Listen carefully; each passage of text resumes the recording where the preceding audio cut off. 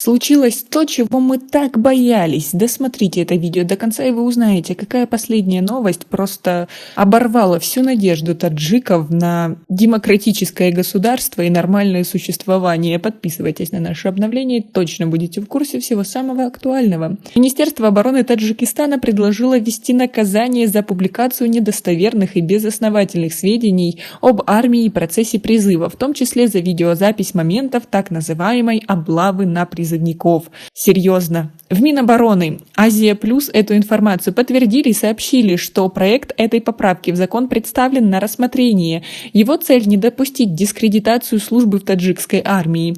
По сообщению источника, распространение любой ложной информации среди населения ослабляет доверие народа к армии и негативно сказывается на престиже и обороноспособности страны. То есть таким образом они смогут творить все, что угодно, и это не будет афишироваться и не будет наказано. Проект разработан и предоставлен на рассмотрение в целях предотвращения распространения через средства массовой информации, интернет или иные сети электронной связи любых ложных и недостоверных сведений об условиях службы в вооруженных силах Республики Таджикистан или о ходе проведения кампаний по призыву граждан к прохождению военной службы, а также других сведений, которые могут нанести ущерб престижу национальной армии и ее военнослужащих, сказали в Министерстве обороны. В Минобороны говорят, что проект разработан в результате изучения опыта других стран, а за публикацию и распространение недостоверной информации на первом этапе предусмотрен только штраф или административный арест. Увеличение количества ложных сведений, распространяемых о вооруженных силах Республики Таджикистан,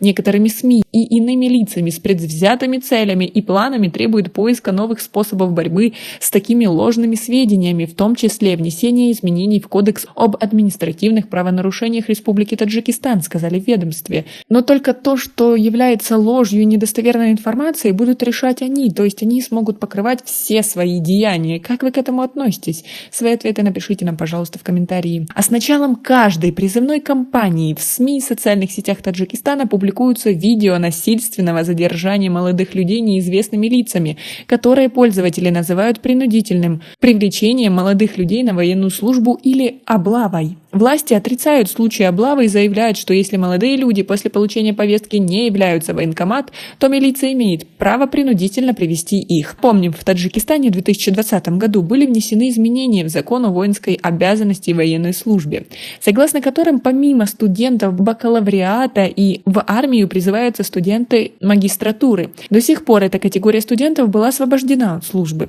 Введение альтернативной службы рассматривается некоторыми как законный отказ от службы в армии.